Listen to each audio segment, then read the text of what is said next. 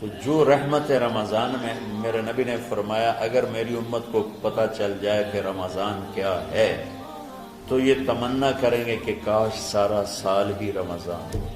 اچھا ایک صحابی آئے، یا رسول اللہ میں تو مارا گیا۔ آپ نے کہا کیا ہوا؟ کہا میرا روزہ تھا، میں بیوی کے پاس چلا گیا۔ آپ نے کہا تو پھر تو غلام آزاد کر، کفارہ دے۔ کہا جی میں تو خود غریب آدمی ہوں، غلام کہاں سے آزاد خریدنا پڑے؟ آپ نے فرمایا پھر آخری ہے کہ 60 روزے مسلسل رکھنے ہوتے ہیں جو کفارے کے ہوتے ہیں۔ وہ کہنے لگا ایک روزے چاہے کم کیتا ہے 60 روزے جو میں کی کرا۔ آپ نے کہا ادھر آ، یہ کھجوریں لے جا اور 60 گھروں میں تقسیم کر دے۔ کہنے لگا یا رسول اللہ، اللہ کی قسم مدینے میں مجھ سے غریب کوئی نہیں، آپ ایسا کرو یہ میرا کفارہ مجھے ہی صدقہ کر دو۔ تو آپ اتنا ہنسے کہ یہ آخری دانت نظر آنے لگے۔ بہت کم ایسا ہوتا تھا۔ رمضان علم کا مہینہ ہے، سونے کا نہیں ہے، کھانے کا نہیں ہے، سموسے پکوڑے کا نہیں ہے، رمضان علم کا مہینہ۔ یہ رمضان کی سب سے بڑی تیاری، مشکل کام، آپ یہ سیکھ لیں۔ صاف کرو، صاف کرو، صاف کرو۔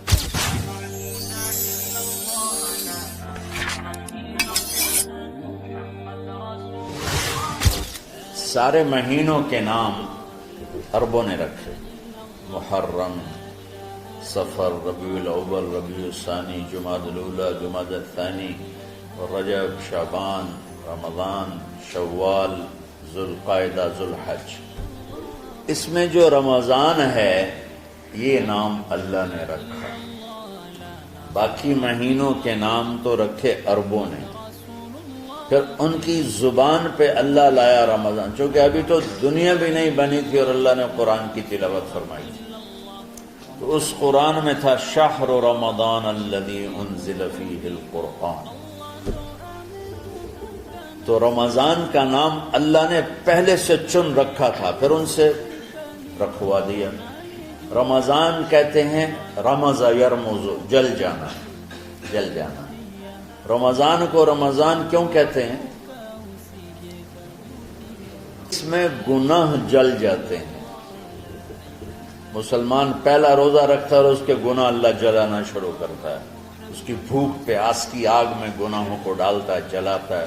آخر 29 رمضان یا 30 رمضان آخری رات اللہ تعالیٰ اس کی پچھلے سال کے سارے گناہ معاف فرما دیتا ہے۔ تو اس کو اس سے تشبیہ دی گئی کہ جیسے جلنے سے چیز ختم ہو جاتی ہے، رمضان کے روزے کی بھوک اور پیاس کی تپش سے اللہ تعالیٰ پچھلے سال کے سارے گناہوں کو معاف فرما دیتا ہے۔ تو ہم نے رمضان میں شروع کی کہ یہ رحمتوں کا مہینہ، ہر چیز کی برکت کا مہینہ، ہر شے کی اللہ کی طرف سے فراوانی اس میں ہے، علم کی بھی، ہدایت کی بھی، رزق کی بھی۔ پھر اللہ نے اس مہینے کا نام خود رکھا شہر رمضان، شہر رمضان۔ اس میں شب قدر رکھی، اس میں رات کی ایک نماز۔ اچھا پہلی امتوں پہ روزہ فرض تھا افطاری سے افطاری، افطاری سے افطاری، بہت شدید تھا، 24 گھنٹے کا روزہ۔ بس افطاری کے بعد آنکھ لگ جاتی تو روزہ اگلا شروع ہو جاتا۔ تو ہم پر بھی پہلے ایسے ہی روزہ ہوتا رہا، افطاری سے افطاری۔ تو ابن سرمہ رضی اللہ تعالی عنہ اونٹ چرانے والے تھے، وہ شام کو لوٹے تو بیوی سے پوچھا کوئی افطاری کا سامان ہے؟ انہوں نے کہا ہے تو نہیں، میں کہیں سے لے آتی ہوں۔ وہ گئیں افطاری کا کوئی سامان لینے، ان کو تھوڑی دیر ہو گئی اور ان کی آنکھ لگ گئی، تھکے ہوئے تھے، سورج ڈوب گیا۔ جب وہ آئیں تو ان کا ہائے سرمہ تو ہلاک ہو گیا۔ کیا ہوا؟ کہا اگلا روزہ شروع ہو کیونکہ تیری آنکھ لگ گئی۔ تو انہوں نے کہا چلو کوئی بات نہیں، لیکن ظہر کے وقت بے ہوش ہو گئے۔ ایک روایت میں آتا ہے نماز پڑھنے آئے اور گر گئے، اور ایک میں آتا ہے گھر میں بے ہوش ہوئے۔ تو جو بھی صورتحال تھی اللہ کے نبی کو پتہ چلا۔ کیا ہوا؟ سرمہ کو کہا جی وہ افطاری کر نہیں سکے تو روزہ شروع ہو گیا تو بے ہوش ہو گئے. تو اللہ کے نبی رنجیدہ ہوئے تو اللہ تعالیٰ نے قرآن اتار دیا چلو میرے محبوب ساری رات کھاؤ حتی یتبین لکم الخیط الابیض من الخیط الاسود من الفجر، کہ میرے محبوب صبح صادق تک آپ کی امت کو اجازت ہے کھاؤ. پہلی امتوں پر افطاری سے افطاری، لیکن ان کی نماز تراویح نہیں تھی. تو ہمیں اللہ تعالیٰ نے دیا شہری تک پوری رات. اچھا ایک صحابی آئے، یا رسول اللہ میں تو مارا گیا. آپ نے کہا کیا ہوا؟ کہا میرا روزہ تھا میں بیوی کے پاس چلا گیا. آپ نے کہا تو پھر تو غلام آزاد کر کفارہ دے. کہا جی میں تو خود غریب آدمی ہوں، غلام کہاں سے آزاد خریدنا پڑے. آپ نے کہا 60 مسکینوں کو کھانا کھلا. کہ میں آپ مسکین ہیں میں کینوں کھانا کھلاؤں. آپ نے فرمایا پھر آخری ہے کہ 60 روزے مسلسل رکھنے ہوتے ہیں جو کفارے کے ہوتے ہیں. وہ کہنے لگا ایک روزے چاہے کم کیتا ہے 60 روزے جو میں کی کریں. آپ نے فرمایا اچھا ٹھیک ہے بیٹھ جاؤ. بیٹھ گئے. تھوڑی دیر ہوئی تو ایک انصاری صحابی کھجوروں کا ٹوکرا لے کر آیا کہ یا رسول اللہ یہ صدقے کی کھجوریں تقسیم فرما دیں. تو آپ نے فرمایا بھائی وہ کدھر ہو؟ کہا جی بیٹھا ہوں. آپ نے کہا ادھر آ یہ کھجوریں لے جا اور 60 گھروں میں تقسیم کر دے. سبحان اللہ. اللہ نے اس امت کو لاڈ لڈائے ہیں. یہ اللہ کی لاڈلی امت. عجیب واقعہ یہ.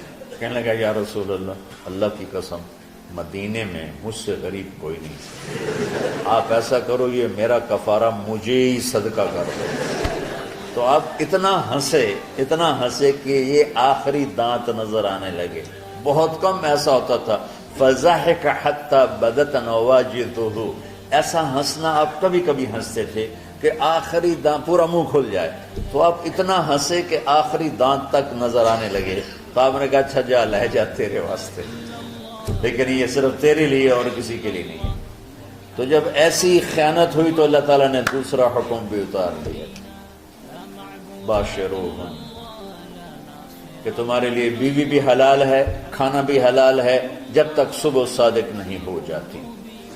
لیکن اللہ نے ہمیں ایک نماز عطا فرما دی جس کو ہم آج صلاۃ التراویح کہتے ہیں. میرے نبی کے زمانے میں اسے قیام اللیل کہا جاتا تھا. تراویح کا نام کب پڑا اس کا تو مجھے پتہ نہیں، کہیں نہ کہیں لکھا ہوگا، لیکن صحابہ کے دور میں اس نماز کا نام تھا قیام اللیل. اس لیے حضرت عائشہ رضی اللہ تعالیٰ عنہ کی روایت ہے جس سے 8 رکعت والے حضرات استدلال کرتے ہیں کہ رمضان اور غیر رمضان میں اس کو امام بخاری نے قیام اللیل کا ہی عنوان دیا ہے. آپ نے 11 رکعت سے زیادہ نماز نہیں پڑھی. ایک ضعیف روایت میں ہے کہ آپ نے 3 دن پڑھائی نماز. یہ تو صحیح روایت ہے. کتنی رکعت پڑھائی؟ تو ایک ضعیف روایت میں ہے کہ 20 رکعت پڑھائی. اچھا ضعیف روایت سے عبادت ثابت نہیں ہو سکتی حکم شرعی. تو جب حضرت عمر رضی اللہ تعالیٰ عنہ نے سب کو، میرے نبی کے دور میں 3 دن کے بعد آپ تو آئے نہیں کہ کہیں فرض نہ ہو جائے، تو صحابہ اپنے طور پر قرآن سنتے تھے ٹولیوں میں. صدیقی دور میں 2 سال وہ فتنوں میں گزرا تو اس میں بھی اسی طرح چلا کہ ٹولیوں میں ہوتی. حضرت عمر رضی اللہ عنہ کے زمانے میں حکومت مضبوط ہو گئی، طاقتور ہو گئے. تو ابتدائی سالوں میں نہیں، چند سالوں کے بعد اب مسجد میں تشریف لائے تو لوگ اس طرح کوئی 4 ادھر 4 ادھر 5 ادھر 10 ادھر 20 ادھر. کہنے لگے ان کو ایک امام پہ جمع کر دیا جائے تو کتنا اچھا ہوگا. تو آپ نے سب کو اکٹھا کیا اور ابی بن کعب رضی اللہ تعالیٰ عنہ کو امام بنایا اور سب کو ایک نماز پہ جمع کر کے 20 رکعت کا حکم عطا فرمایا. تو حضرت عمر کا یہ عمل اس حدیث کو مضبوط کر دیتا ہے کہ جو کہ میرے نبی نے کہا علیکم بسنتی و سنت الخلفاء الراشدین من بعدی، کہ میری اور میرے خلفاء راشدین کی سنت پر مضبوطی سے عمل کرنا. تو حضرت عمر کا جو 20 رکعت طے کرنا ہے اگر ان کا اپنا اجتہاد ہے تو بھی ہمارے لیے عمل کے لیے کافی ہے، اور اگر ان کو یہ یاد ہے کہ میرے نبی نے 20 پڑھی تھیں تو اور زیادہ اچھی بات ہے۔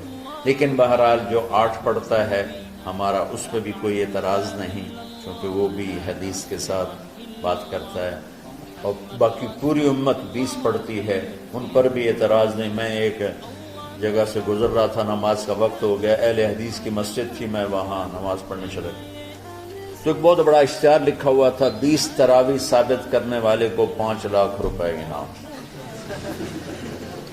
کس قدر بے وقوفی ہے اور کس قدر احمقانہ یہ امت کی باتیں ہیں کہ 20 تراویح، سینکڑوں سال سے امت کا عمل 20 تراویح آ رہا ہے۔ تراویح کا نام جو پڑھا مجھے یوں لگتا ہے کہ اہل مکہ، یعنی اہل مکہ جو تھے نا، وہ 4 تراویح پڑھ کے ایک طواف کرتے تھے، تو وہ آرام کے لیے ہوتا، ترویحہ آرام، تھوڑی دیر کا آرام، تو 4 تراویح کے بعد ایک طواف کرتے تھے، وہ چھوٹا سا طواف 10 منٹ میں ختم ہو جاتا تھا، اور پھر 4 تراویح پڑھتے تھے، پھر طواف کرتے تھے، پھر 4 پڑھتے تھے، پھر طواف کرتے تھے۔ یہ صحابہ کے تھوڑے بعد کے دور کی بات۔ تو مدینے والوں کو پتہ چلا کہ مکے والے تو یہ کرتے ہیں، وہ کہنے لگے اساں کی کریے، انہوں نے کہا اسی 40 تراویح پڑھا، 40 رکعت، وہ 40 رکعت پڑھتے تھے۔ تو نوافل میں کوئی سختی نہیں کہ بھائی 8 سے زیادہ نہیں پڑھنی، بدعت ہو جائے گی، اور 20 پڑھنا بدعت ہے، یہ سب جہالت کی بات ہے۔ اور یہ 8 پڑھ رہے ہیں یہ غلط ہے، یہ بھی حماقت کی بات ہے۔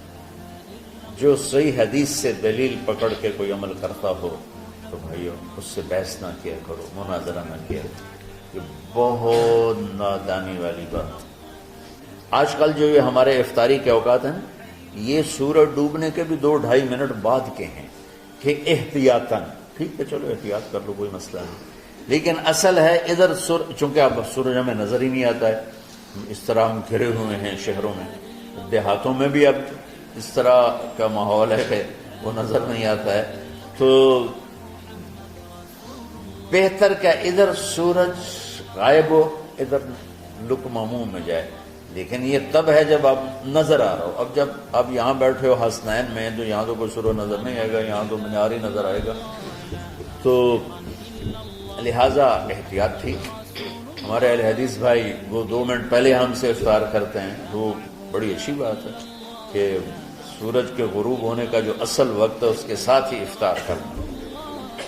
اور سحری میں ایک واقعہ سناتا ہوں، آپ سحری کھا رہے تھے، بکرے کی سری پکی ہوئی تھی، تو مولا علی رضی اللہ تعالیٰ عنہ اور رباز بن ساریہ رضی اللہ تعالیٰ عنہ آپ کے ساتھ کھانا کھا رہے تھے، تو حضرت بلال ہے، یا رسول اللہ وقت ختم ہو گیا ہے، میں اذان دینے جا رہا ہوں، آپ برائے مہربانی کھانا پینا بند کریں، اور یہ کہہ کر چلے گئے۔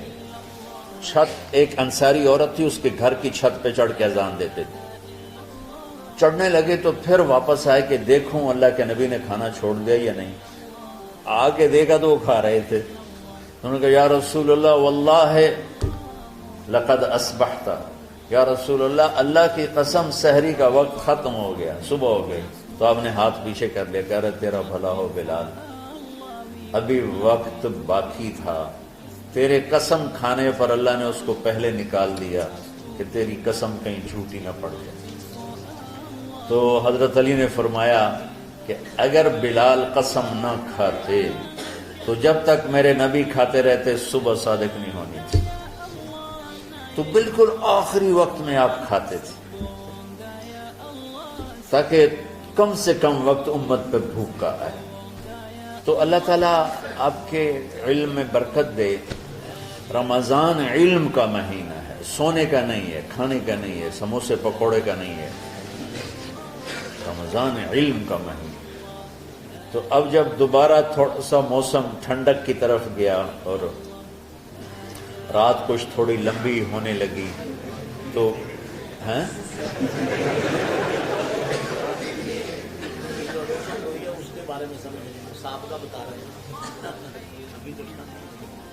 نہیں، مئی میں روزے آ رہے ہیں نا، گرمی تو ہے لیکن وہ جون والے روزے تو نہیں ہیں نا، جون کے روزے۔ آپ لوگ جوانوں، میرے جیسا کوئی آدمی کرے عذر بہانا تو ٹھیک ہے، اور پھر سحری کر کے اور فجر کی نماز کے بعد آرام ہوتا ہے، تھوڑی روٹین تبدیل ہوتی ہے، لیکن یہ دنیا مشقت کی اٹھانے کی جگہ ہے۔ بس رمضان کی سب سے بڑی تیاری کیا ہے کہ اپنے دلوں کو صاف کر لو پہلے سے۔ شعبان کی سب سے بڑی تیاری کیا ہے کہ اپنے دلوں کو صاف کر لو، کہ جس دل میں نفرت ہو، بغض ہو، کسی کے لیے غصہ ہو، کسی کے لیے کیا کیا جذبے ہوں، دل صاف کرنا۔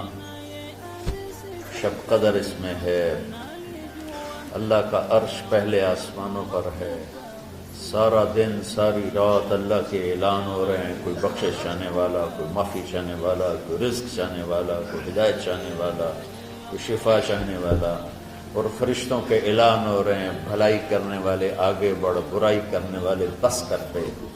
تو جو رحمت رمضان میں، میرے نبی نے فرمایا اگر میری امت کو پتہ چل جائے کہ رمضان کیا ہے تو یہ تمنا کریں گے کہ کاش سارا سال ہی رمضان ہو۔ تو ہم نے نظام بنایا ہوا ہے، لوگ وہ کر رہے ہیں، وہ روزانہ جھاڑو دیتے ہیں۔ تمہارا دل ایک آنگن ہے، ایک صحن ہے، اس میں بغض، نفرت، حسد، پتہ نہیں کیا کیا گندگیاں آئیں گی اور آتی رہیں گی۔ بچوں ایک کام کرو، جھاڑو پکڑ لو، صاف۔ یا اللہ معاملہ تجھ سے کرنا ہے، لوگوں سے نہیں۔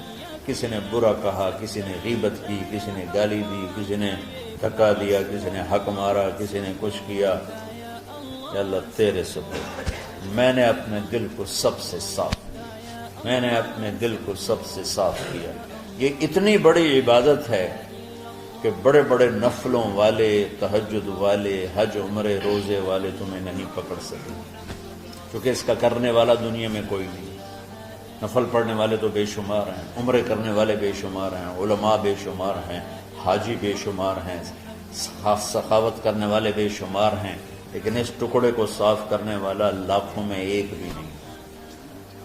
مشکل کام، آپ یہ سیکھ لیں، صاف کرو، صاف کرو، صاف کرو۔ یہ رمضان کی سب سے بڑی تیاری۔ جس دل میں بغض بھرا ہو، نفرت بھری ہو، حسد بھرا ہو، کینہ بھرا ہو، اس میں خاک آئے، اس میں تو علم کی ایک کرن بھی نہیں آئے، تو زبان سے چاہے جتنے مرضی موتی بکھیرے، دل اس کا اندھا ہوگا۔ لا تعمل ابصار ولكن تعمل قلوب التي في الصدور۔ یہ آنکھوں سے اندھے نہیں، دل سے اندھے ہیں۔ تو ساری امت سے کہتا ہوں رمضان کا استقبال کرو، دلوں کو صاف کر کے، نفرتوں کو مٹا کے، مذہبی نفرت، دنیاوی نفرت، رشتوں کی نفرت، بول چال کی نفرت، سیاست کی نفرت، لین دین کی نفرت، ان سب سے اپنے دل کو صاف کرو تاکہ رمضان میں اللہ نے علم اتارا، اللہ تعالیٰ آپ کو علم عطا فرمائے، اور باقی لوگ جو عام دنیا میں زندگی گزار رہے ہیں ان کے دلوں میں اللہ رمضان کا نور اتارے اور اپنے اور ہدایت کا نور اتارے۔ یہ سب سے بڑی تیاری ہے اس کی۔ اور آپ میں جو حفاظ ہیں وہ ترتیب بناؤ، آپ کے اعزازہ بنائیں گے، آپ الگ الگ اپنا یہاں ٹولیوں میں بٹ کے، جیسے ماشاءاللہ پہلے ہوتا تھا، اپنا قرآن سناؤ، 10 دن میں سناؤ، ہفتہ میں سناؤ، 20 دن میں سناؤ، 3 دن میں سناؤ، تمہاری مرضی ہے، لیکن یہاں فضا بنے، چاروں طرف قرآن پڑھا جا رہا ہو، تو ایسے صرف دیکھ کر ہی ایمان تازہ ہو جاتا ہے۔ تو جو آپ میں حفاظ ہیں وہ غافل نہ ہونا کہ نو جی میں نے تو اب یاد نہیں ہے، بھول گئے تو الگ بات ہے، کوئی کچا پکا ہے تو اس کے لیے تیاری کر کے سناؤ، کسی اچھے حافظ کو ساتھ لے کر، کچھ وہ سنائے، کوئی یہ سنائے، اس طرح کر کے، کوئی ضروری نہیں تراویح میں ختم ہو، نفلوں میں اسے کر لو، لیکن حفاظ کوشش کرو کہ قرآن زبان سے ادا ہو جائے۔ رمضان میں جو قرآن سناتا رہتا ہے اسے ساری زندگی قرآن یاد رہتا ہے، اور کسی سے گلہ ہے، غصہ ہے، ناراضگی ہے، کسی سے بولتے نہیں ہو، ابھی سے شعبان آ چکا ہے، آپ شعبان سے رمضان کی تیاری شروع فرما دیتے، تو اس کی تیاری کیا ہے؟ وہ دلوں کو صاف کرو، معاف کرو، معافی مانگو، تمہارا قصور نہیں پھر بھی معافی مانگ لو، دلوں کو صاف کرو،